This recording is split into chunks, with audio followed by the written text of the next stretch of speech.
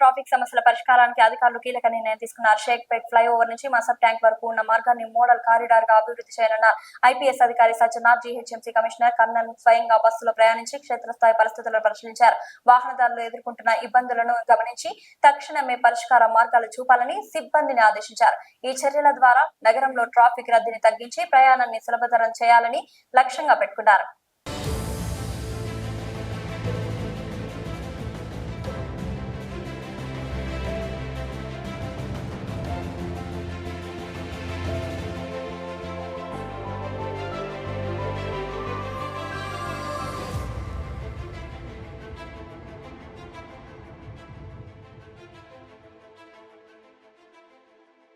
ఈరోజు హైదరాబాద్ సిటీ ట్రాఫిక్ని క్రమబద్ధీకరణ చేయడానికి అట్లానే వచ్చే మన్సూన్ని దృష్టిలో పెట్టుకొని కొన్ని ఏరియాని నేను మన జిహెచ్ఎంసీ కమిషనర్ కన్నన్ను అట్లానే మన Hyderabad city police team officers అట్లానే జిహెచ్ఎంసీ ఆఫీసర్స్ కన్సర్న్ ఆఫీసర్స్ అందరూ కూడా కలిసి షేక్పేట్ నుంచి దాదాపు 2 గంటల రోడ్ పైన ఉండి ఎక్కడెక్కడ మనకు ఆబ్స్టాకల్స్ ఉన్నాం, ఎక్కడెక్కడ మనము పని చేయవచ్చు, ఎక్కడెక్కడ మనం స్ట్రీమ్లైన్ చేసే పైన మనము చాలా విషయపైన మనము డిస్కస్ చేయడం జరిగింది.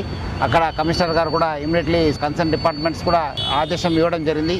సో అటు ఒక ట్రాఫిక్ని డిసిప్లిన్ చేయడము అట్లానే వచ్చే వారం నుంచి ఇక్కడ ఈ యొక్క హెచ్సిటీ వర్క్స్ ఉంది. లాస్ట్ టైం కూడా సండే కూడా మనము 1 వే చేయడం జరిగింది.